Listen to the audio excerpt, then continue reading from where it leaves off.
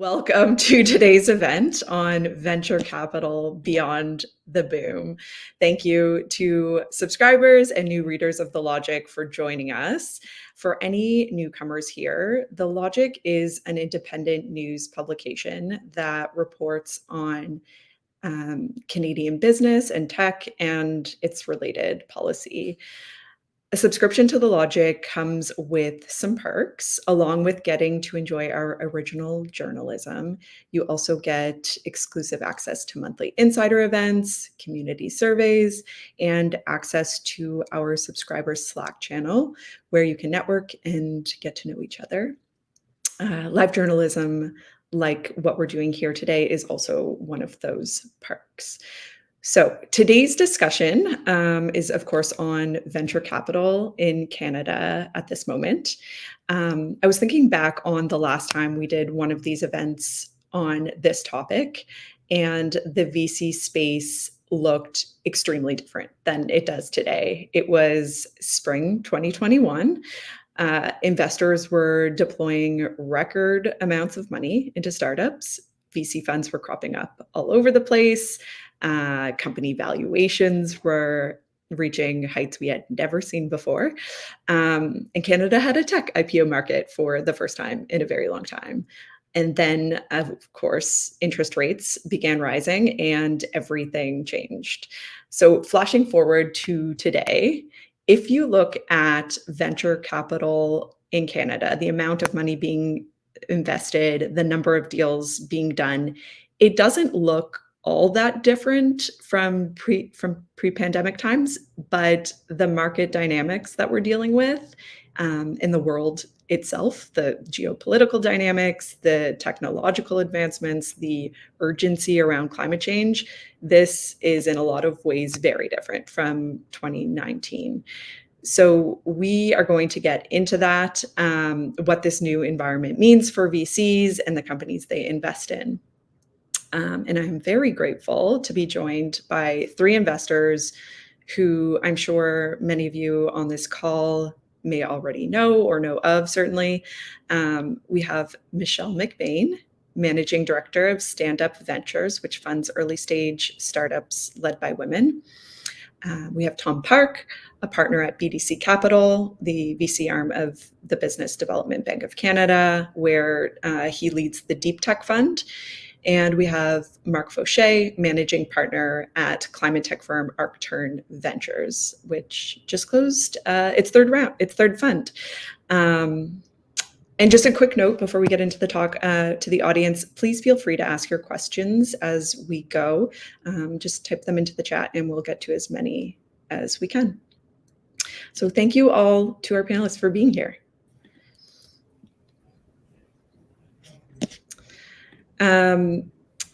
So last week, CVCA, I'm sure you all saw this, CVCA published its 2023 report on venture capital, which showed that startups raised 34% less capital in 2023 than they did the year before.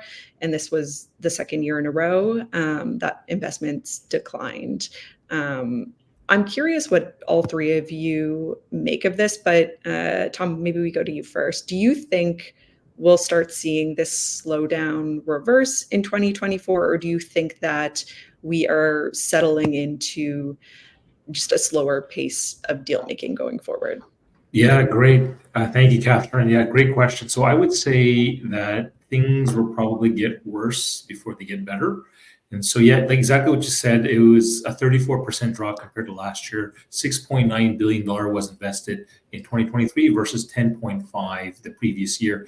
And I think there are several factors why I think it's worse. One, institutional investors are just over-indexed in private equity and venture capital, so they're just pulling back.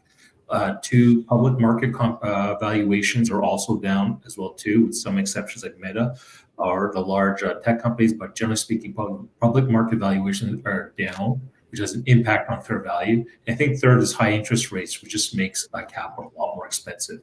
So I think we're likely to see in 2024 further correction. That there is one bright spot, and I would say that would be the pre-Series A investments. So we saw the same level of investment, about $1 billion annually as compared to last year. So funds are investing, but with smaller checks. Okay. And I'm interested in to know just like how that compares to the demand for capital, or what demand for capital looks like relative to this, these dynamics in which you say things might actually get worse before they get better. Michelle, what are you seeing in terms of demand? Are you getting a lot of inbound interest from startups at this time? So thanks for having us today. It's great to be here. One comment I would add to Thomas's opening comments around the CBCA data.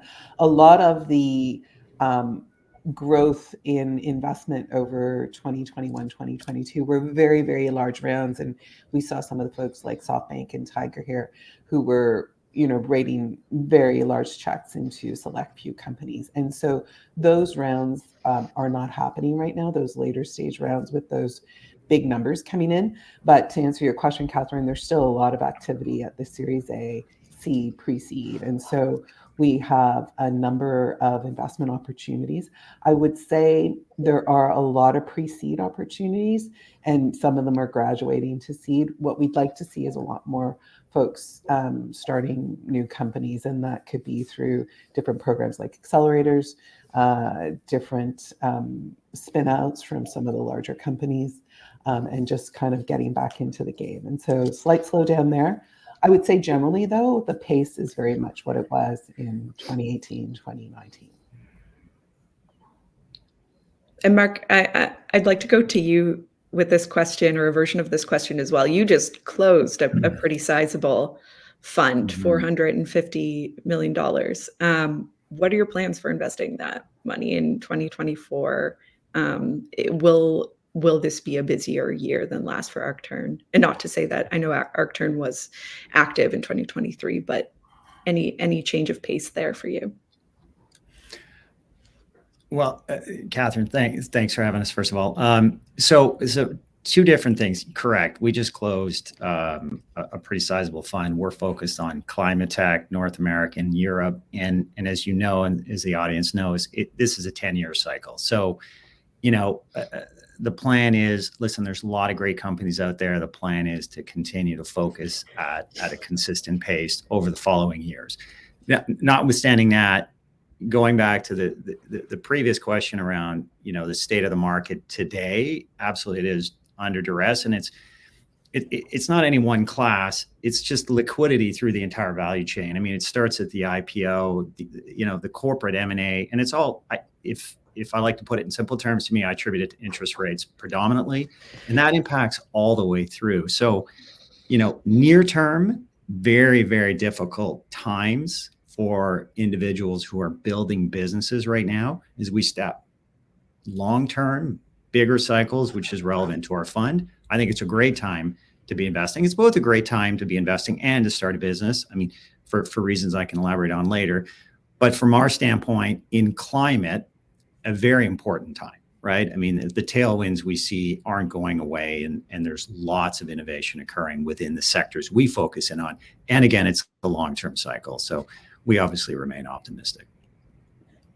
Great. Yeah, there are a few things you mentioned there that we'll dive back into: liquidity, and just why it's a great time to start a business. But before we get into that, I want to kind of just still reflect on what's been going on in the past year or so, to get a sense of where we're going this year. A lot of companies that grew really fast during the pandemic, when money was cheap, ended up needing to cut costs to rein in spending over the last couple of years. And that, of course, meant a huge number of layoffs in the tech sector. Generally speaking, are companies done with layoffs and other cost-cutting measures, or do investors still want to see them find ways to cut spending?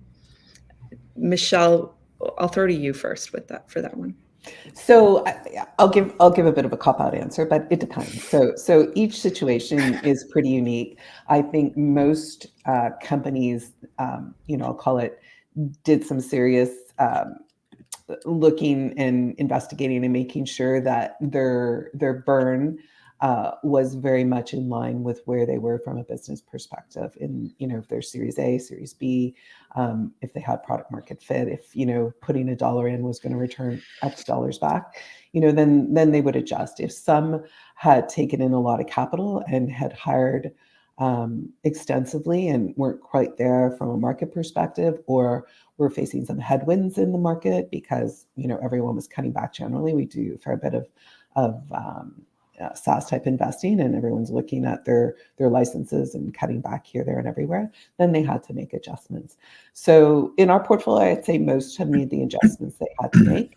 Many are looking to become somewhat cash flow positive and just giving themselves optionality on the other side. Of course, you always have to balance that with growth. You're a venture-backed company, and so there still has to be some growth relative to the benchmark.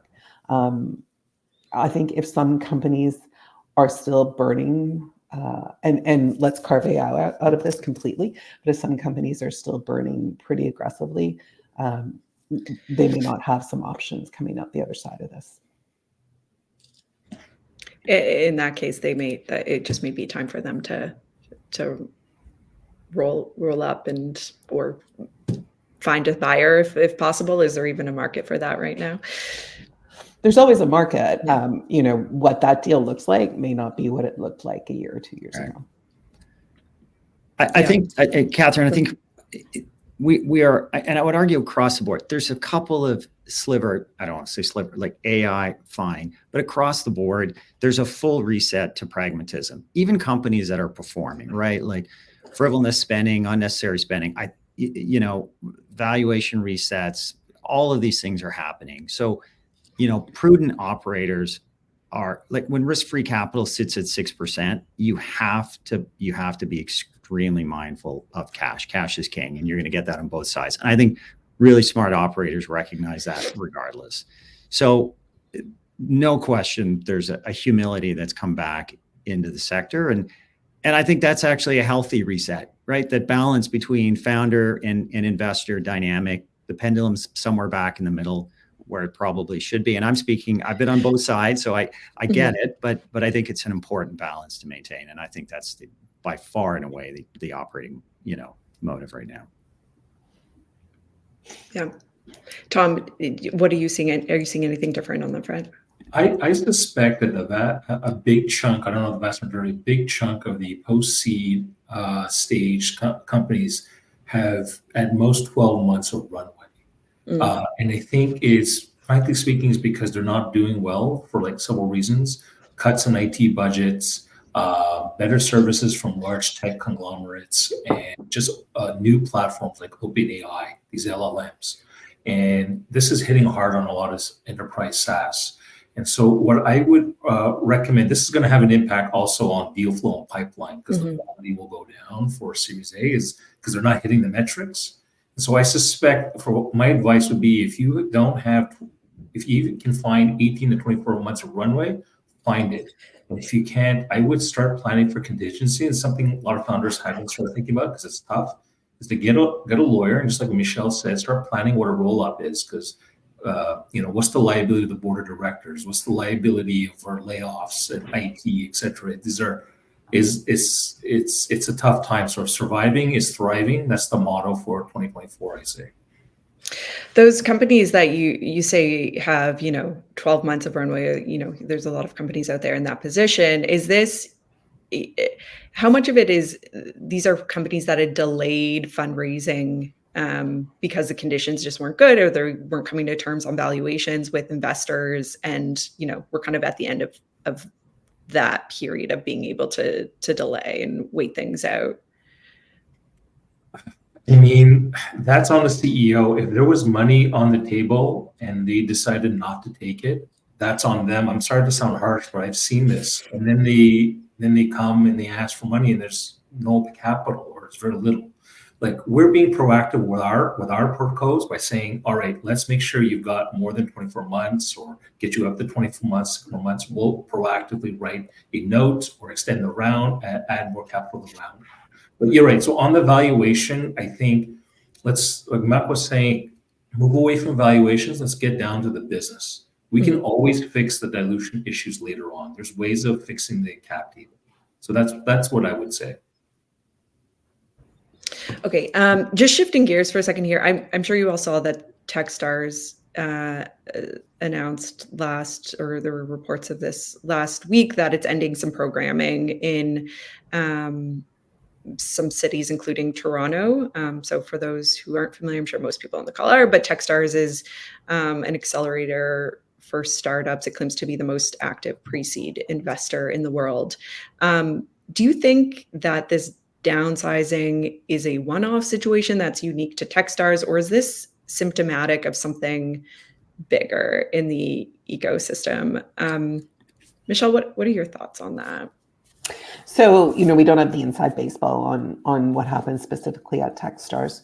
I would say generally the role of accelerators in these sort of programs is evolving, and so their business models need to evolve with the current market. I believe there's still a big need for it and a big opportunity.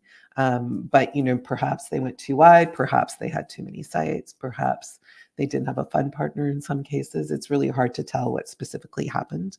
And accelerators were a big part of the early days in 2010 of creating new companies. There's also other ways now to get a company off the ground and to find advisors and mentors. And so I think there's, the industry has evolved to a certain degree, and as with any good business, their business model will likely evolve and needs to evolve. Tom, maybe I'll go to you with that too. Do you think this is a sign of anything to come in the accelerator business in Canada or North America? Yeah, I do. I think the accelerator incubator model is going to have its own disruption. I mean, at Techstars, Sunil's a great friend, amazing person. And this is also follows what happened with First Entrepreneur. There was a big announcement when they came, and they closed up shop as well too. And so this should be a big yellow flag for the Canadian accelerators and incubators, where unlike these private sector overseas platforms, our accelerators and incubators rely heavily on the government, and that funding is likely to decrease. And so there's got to be a real disruption where, is there a way where people are asking, can we sift out real innovation that drives the bottom line for enterprises versus innovation theater? And I think this conversation is going to become much more acute. Just on the point of a lot of our funding being government driven or government backed, I'm interested in your thoughts, Marc, especially, but everyone here, on SDTC's funding being paused. So this is Sustainable Development Technology Canada has not been able to grant new funding to clean tech startups since October. So this is the result of an investigation that found some evidence that the organization, which is a federal clean tech funding agency, had issues with their conflict of interest processes. Marc, how has this freeze impacted the clean tech funding landscape? Yeah, I think everybody would agree. It's a huge problem. I mean, who knows the inner workings? I just hope they get it resolved. It's a very Canadian-centric thing, obviously, but it's a high risk, capital segment that they address. It's company-friendly terms from a capital allocation standpoint. And in clean tech, there's a lot of categories where there's either manufacturing or big upfront capital requirements to get certain projects underway, and they cater to a really important fundamental need in the clean tech category. So I'm sort of saying the obvious. It's had a huge impact on so many companies. I mean, it's just capital that's been removed out of their plan. It curtails runway, curtails efforts to grow the business and whatnot. And I just like everyone on this call, we all hope this gets sorted quickly and they get back. It's a big amount of capital that's sitting idle, versus being put to use on a regular, annual basis. So hope to see it come back really soon. Yeah, just to double down on, this was in folks' plan in many cases. So it was a very sudden withdrawal that is a big amount to replace quickly and efficiently. And so it would be great if there was some visibility on where this is going and an understanding of when this could get started again. And of course, I think they paused in the summer, and so there'll be a big lag in the system to get everyone back up and running. So we're hopeful this gets back up fairly soon. I'm just I see some questions from the audience coming in, so I want to go to some of those now. We've got a question from Craig Tatterin. Craig asks, what will happen to late stage Canadian startups who are looking to raise a C or Series D? Will they be able to raise again if they are not yet profitable? Is the goal to get to profitability or find an exit? Anyone want to jump in on that one? I guess I'm happy to comment without knowing the context of the business. At that stage of there should be a path to profitability, or it's a choice where it's a market share land grab.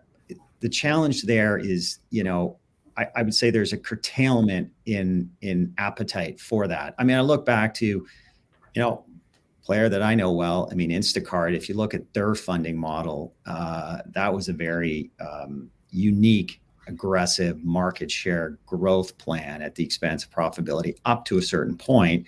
And there were capital players around to support that. And that playbook worked for them. It's not always the case. And I don't know that it's market specific, but at that stage, it should be a choice, in my view, and then the investors can support that decision. But there should clearly be a path to profitability. When you're starting to get into those late stage funding rounds. On the question of exits, this is something I'm wondering about. I know the IPO market has been virtually non-existent for the last year or so. M&A activity has been slow. Is this something that investors are having conversations with prospective portfolio companies earlier on in that process? Like, do they want to see a path to an exit when they're having these initial conversations about investing? What does that picture look like right now? Tom, what are you seeing there? Yeah, so I would see a lot of startups, we're having more earnest conversations with large corporates, being very pointed. What problem do you have and how can we solve it? We're having so I've been engaged with, for example, with large subsidiaries in Mexico, because they have to double or triple their advanced manufacturing processes in the next 5 years because of the change in supply chain. I'm off to Korea with Minister Ring in April because the Korean conglomerates have cash rich and they're innovation hungry at this point. But they're very clear. How do you solve my specific problem on, let's say, quality assurance on PC board manufacturing? So that's the kind of conversation you're having, which helps us to gauge what might be the exit potential. Got it. Right. Be indispensable to a large corporate. And those relationships should start early too. And so, it takes a year, 2 years to develop strong relationships with potential acquirers. So having early partnerships in place, the sooner the better, I think is very key. And it doesn't mean that it's necessarily with the M&A in mind, but it's having some optionality and having some partners so that when, if and when it makes sense to start having that discussion with your VCs, with your investors, and with your stakeholders to start thinking about an exit, you've got some warm intros already in place and some good relationships already set up. Yeah, when we're talking about liquidity here, I'm curious what you see in terms of the role secondary sales should have in the market going forward, and whether, like, in retrospect, were there enough secondary sales happening at the height of 2021 when deal activity was rampant? Marc, what are your thoughts on the secondary market right now?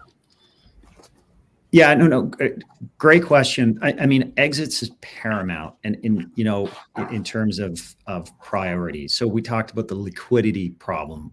IPO, M&A, it goes through all the different asset classes, and it's having a ton of issues on funds, LPs.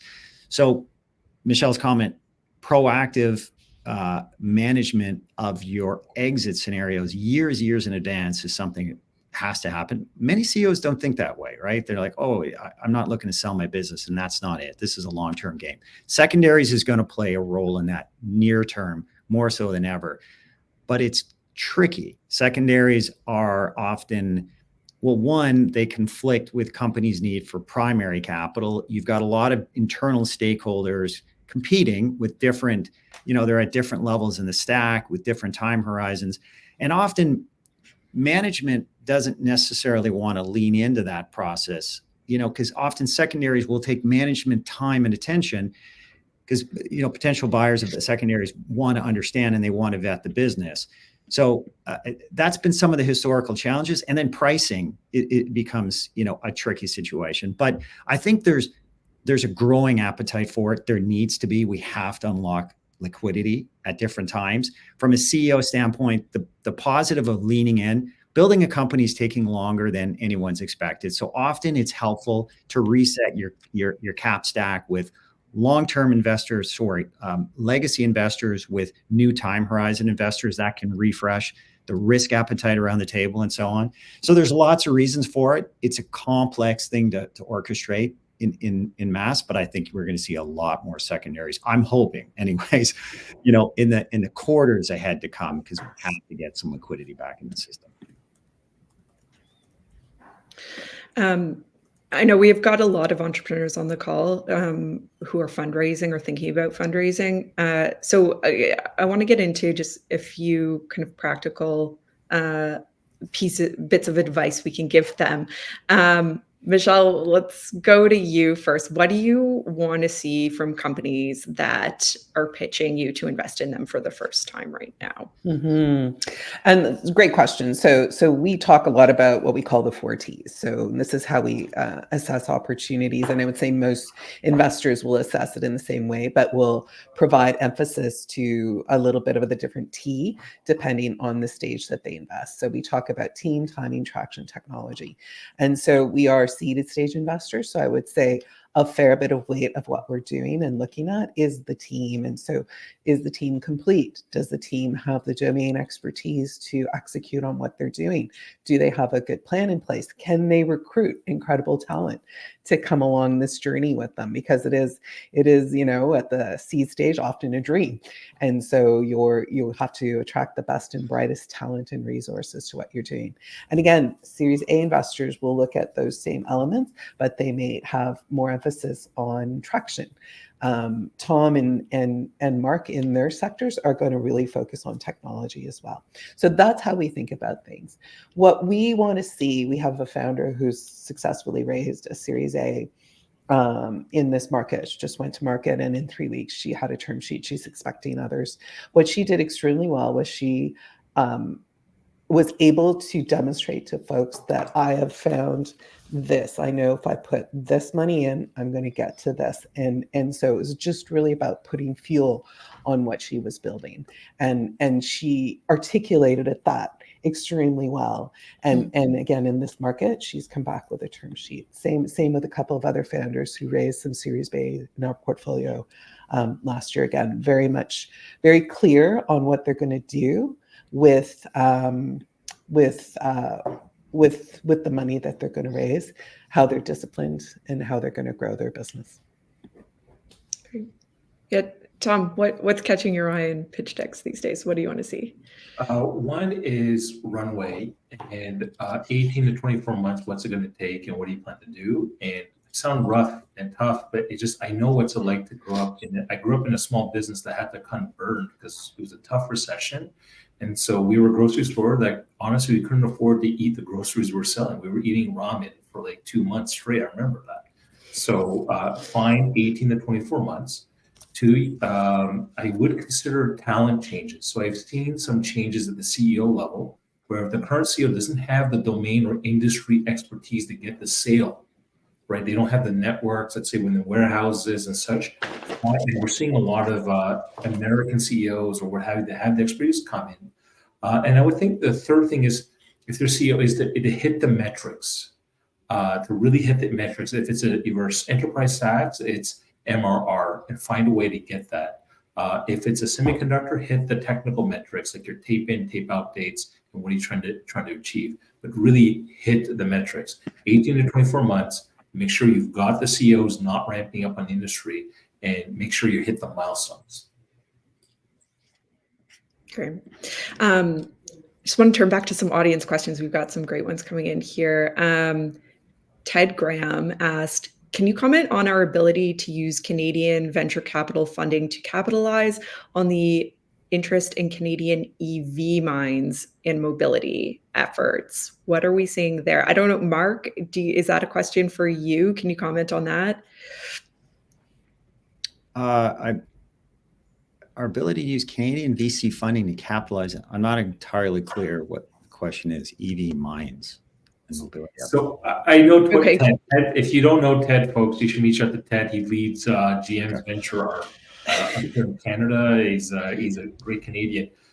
What I would argue, I would throw him back on the automakers, because auto and working with the tier one OEMs are tough for VC. I don't know a lot of big exits in that sector, so it's hard to target VC. So maybe it's less VC and more other forms of tech companies that are not VC profile.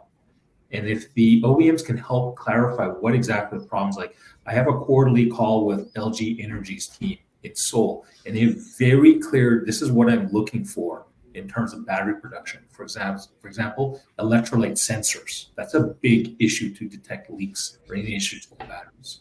So that would be a big help is I guess this might change up how we think about innovation platforms, finding the problems, and that way we'll find capital, whether it's VC or not, to kind of scale up those solutions. Maybe more corporate venture capital than a traditional venture capital fund. Okay. Another question from the audience here from James Freeman. James asked, can you comment on how and at what stage Canadian early stage businesses are turning to US-based VCs, and whether there have been changes in these trends over the last couple of years? So I can jump in. I would say that many of the early stage investment pre-seed and seed is done locally. And then we all have, preferred follow-on syndicate partners, and many of them are Canadian and many are US as well. So often from the series A, B, C, that's when a founder will start exploring bringing on some US VCs or global VCs, not just US, and that's a good thing for a number of reasons. Most of our ventures are not selling into the Canadian market; they're selling to the US and global market, and so those investors will have relationships, often talent, because you're looking for sales folks who can open up those markets for you, and they can attract those people. And it's just a good practice to have a pretty diverse syndicate around the table. Many seed funds were coming up to Canada over the past few years. I'm not seeing quite as many these days. They're probably investing a bit more locally.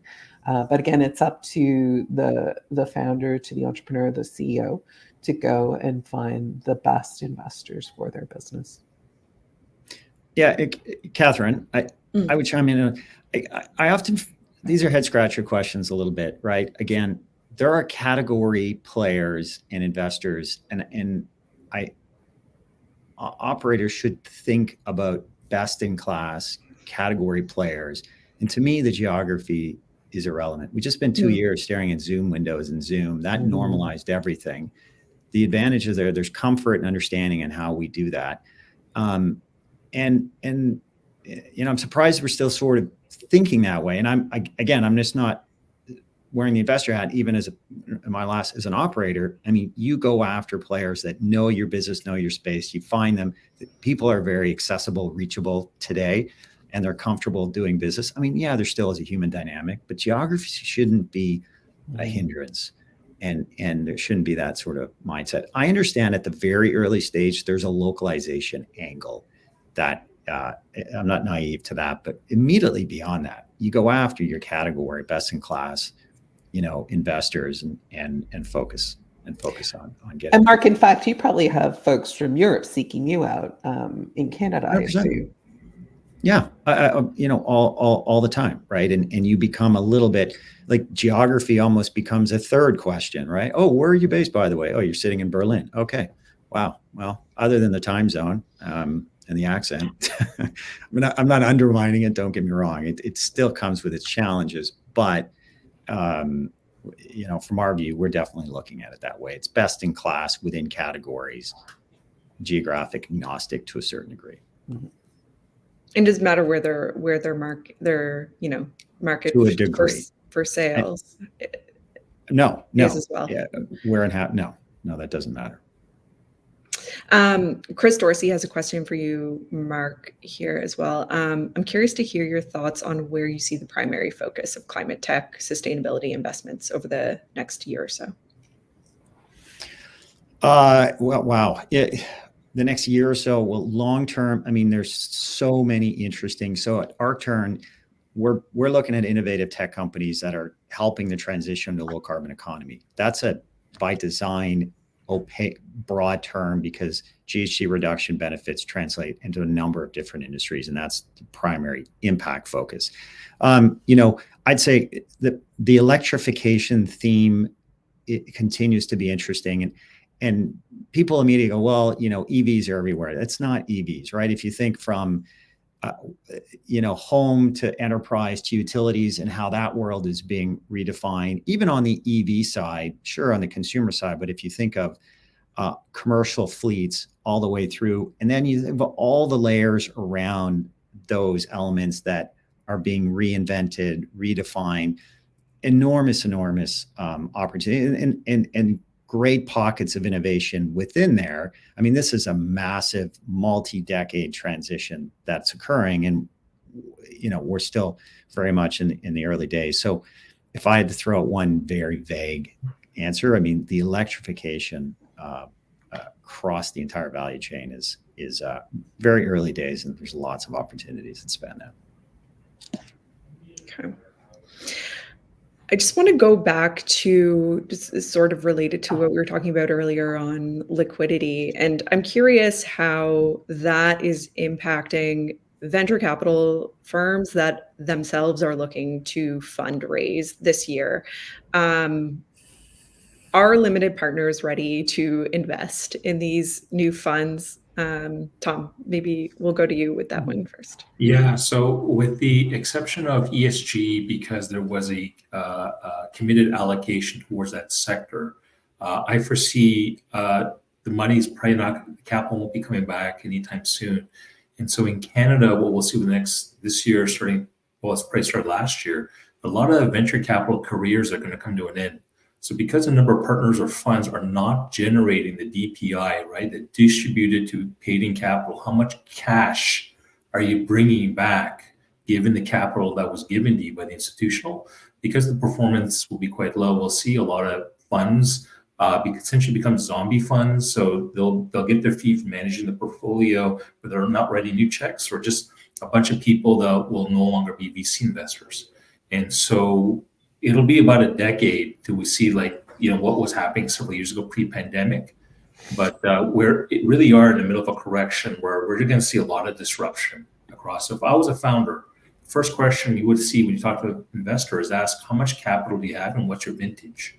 Mm-hmm.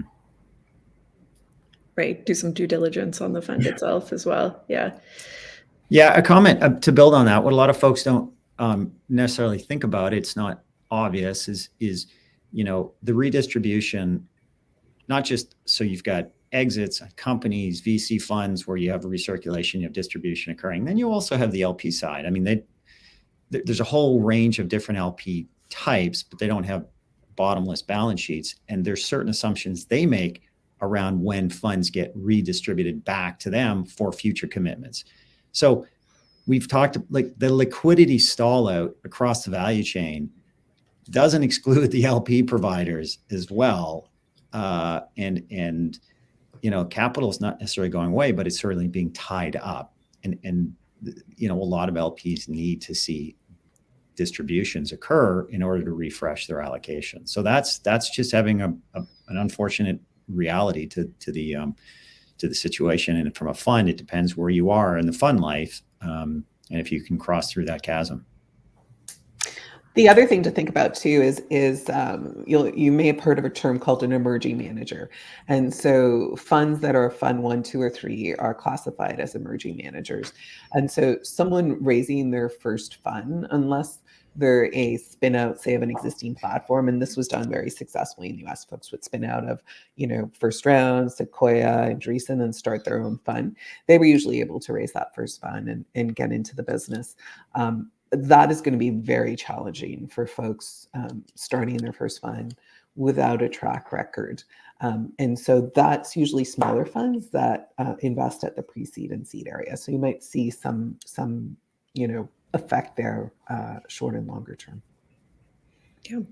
Another thing on that related to this is Canada's the government support for venture capital in Canada. Like, does that insulate it a little bit from what we're seeing in the US and a bit in Europe with funds that haven't been able to close, just going out of business or becoming zombie funds? Like, will the government continue to prop up the sector here going forward?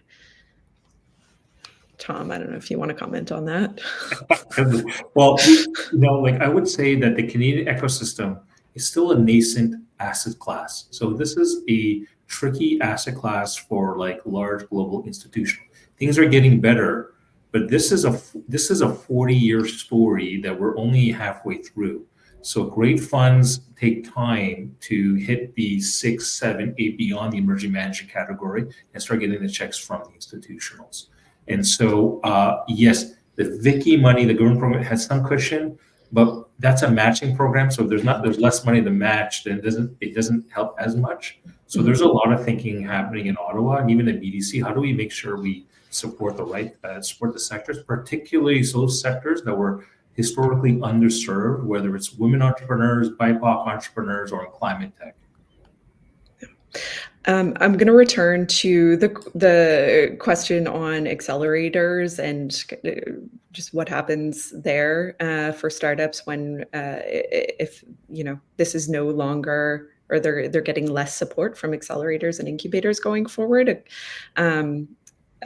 Nick Werstick asked, who fills the gap if accelerators and incubators, if that community continues or begins to struggle going forward? I mean, part of it may be through government programs. I know BDC has some programming for called the Thrive Lab. So some of it could come from there. Creative Destruction Lab still continues. They don't provide funding, but they do bring some key people around the table who might write an angel check, or you might meet a fund that starts tracking it. And the other model you're starting to hear a lot about now is a venture studio model. And so folks coming together and not necessarily having a large cohort, but bringing together a few founders to really think and solve an idea. So venture studios kind of morphing into, I think, where some of the accelerator incubator model fit. For founders, this model is very expensive. Like, the folks who write a relatively small check take somewhere between 7 and 10% of the company.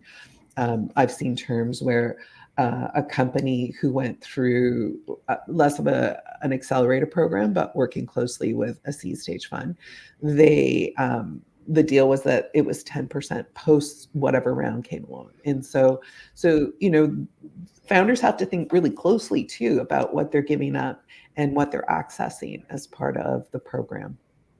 Michelle makes such an important point. I would encourage everybody to look at the Y Combinator term sheets, both for the 250,000 and then the other part where they grab a big chunk of equity in the next round. And in Canada, not only do they grab the equity, in some places you're paying like commercial rates for rent. So what I would say, Nick, is this is a great opportunity for us to rethink the whole model. That's, I would say, more founder friendly. Maybe rather than grabbing 10 or 20%, where you see some universities or some of these incubators, maybe it's more home run warrants. That if you hit 500, $1 billion exit, then you let the incubator or whatever allow them to get 2% of the winnings to the winnings of the exit to reinvest in the community. I mean, we can rethink like how our engagement. Now is the time to rethink the whole model. Rather than this very expensive executive education program, we can rethink the model to something that's more founder, investor friendly and enterprise friendly as well too.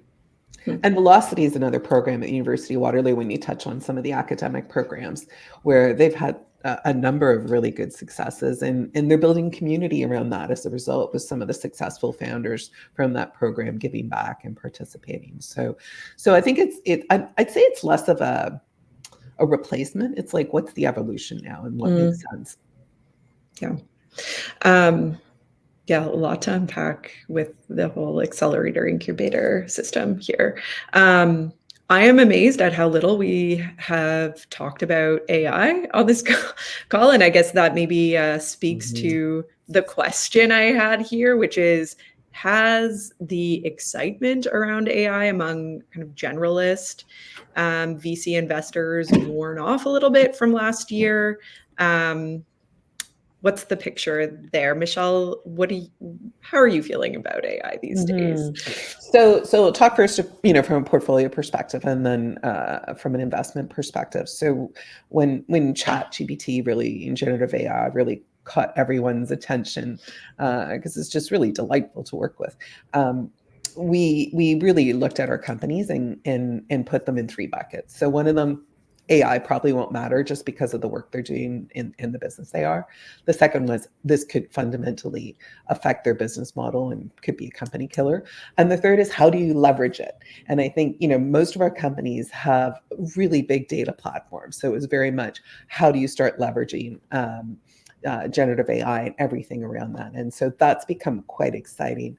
So many opportunities to, I was chatting with actually a CS student yesterday, and she was just saying how she codes, but then she goes in there to clean things up, and just like a really different way of working. And so I think we should be dreaming. We're optimists, we're VCs, we're investors, and so we should be dreaming about what the future looks like.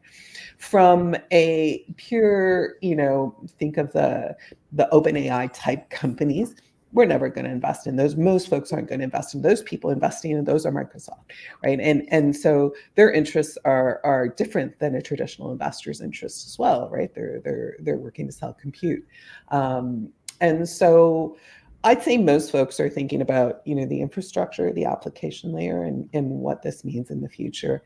And we've had these moments all the time. Everyone was like, dot this, dot that. Now it's dot AI. I think, good investors will peel back to really understand what this means for that business, for the opportunity, and where it goes. So there's some great articles about how to use AI in your business. And I think that's where everyone should be focusing right now.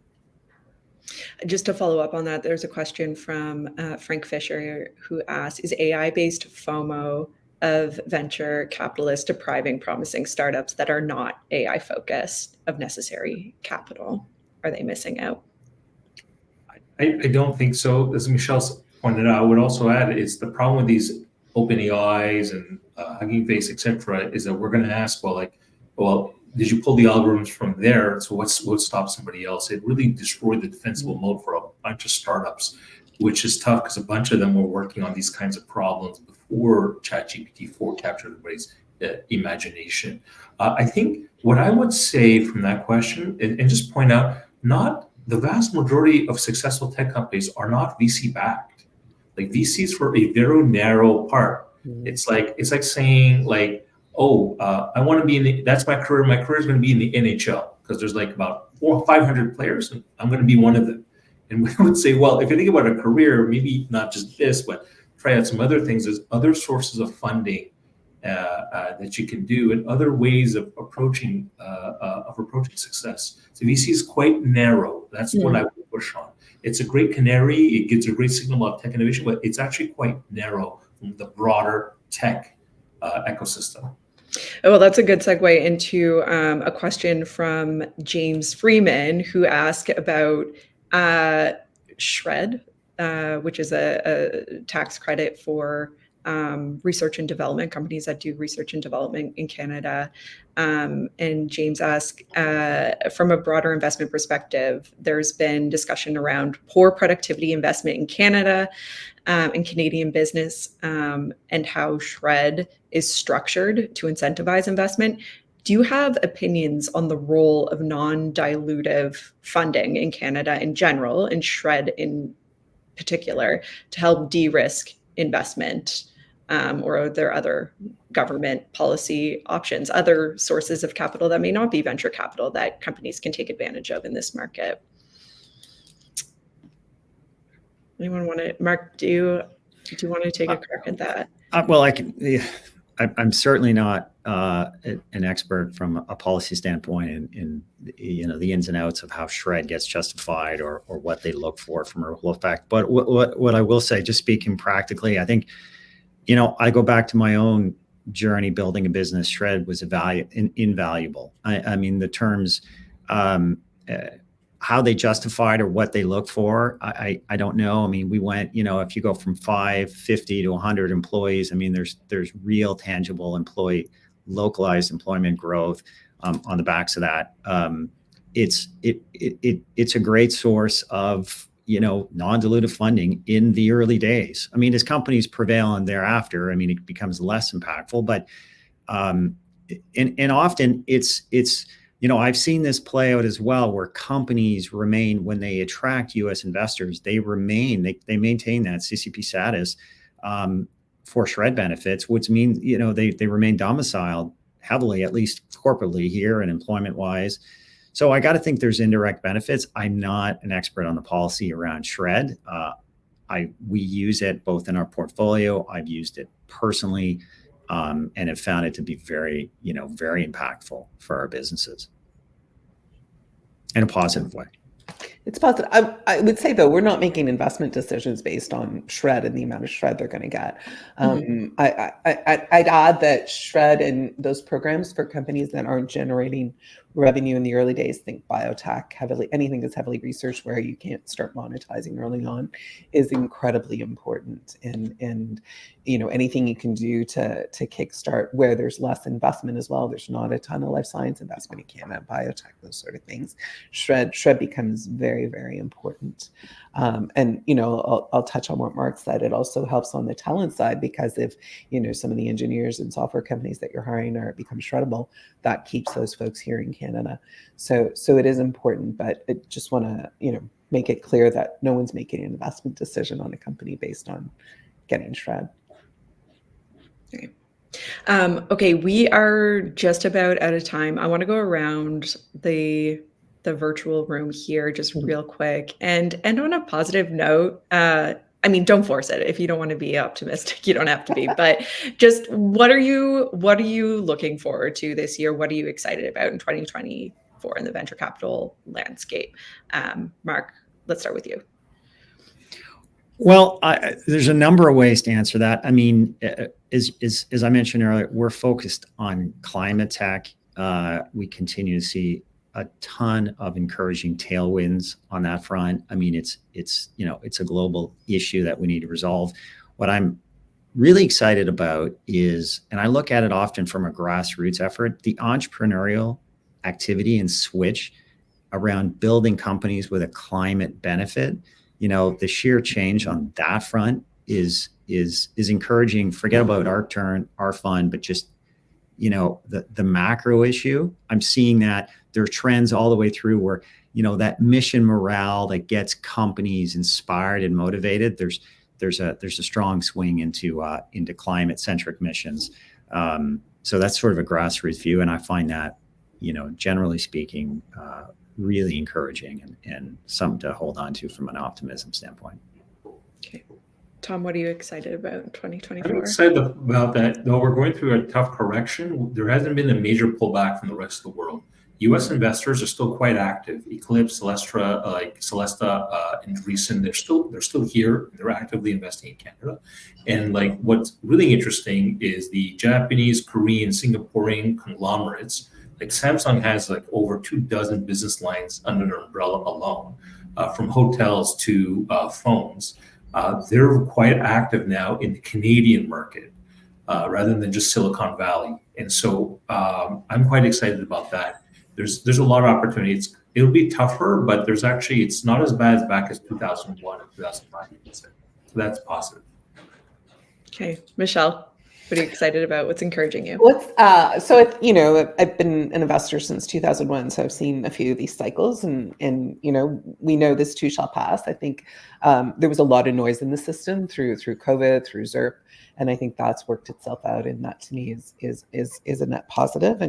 And as investors, we have to be optimistic and believe that things are going to break right. And so that's always what I look for. I will also comment, our thesis was that women-led, co-led ventures can outperform the market. And two of the largest Series B in software last year, a couple of our portfolio companies were raised by our founders. And so I think we're starting to see the benefit of the seeds that we laid down a few years ago. It takes time.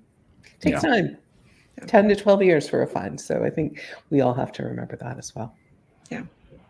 Okay, well, thank you, Marc, Michelle, Tom, for doing this. These are incredible insights. I'm sure it was super helpful to our audience to hear from you.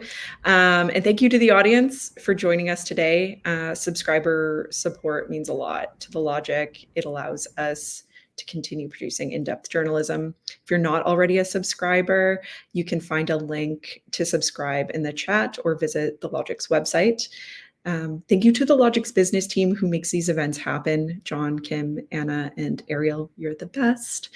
And I will just quickly plug The Logic's book. Yes, we have a book.